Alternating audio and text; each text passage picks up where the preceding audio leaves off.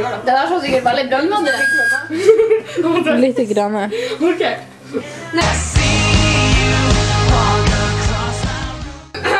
Marte, dette er deg. Ingen andre, ikke dere.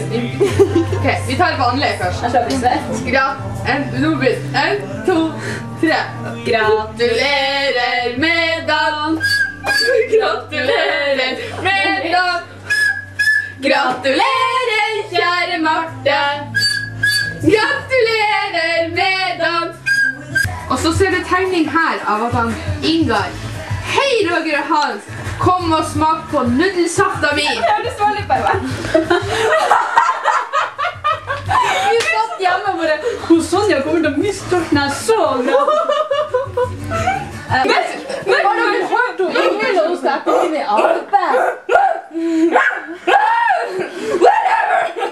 Herregud, jeg synes synd i de der. Og så har du... Ok. Det er tusen hunder som blir pina. Og så har du der. Basically, what we're gonna do is Basically, what we're gonna do is dance!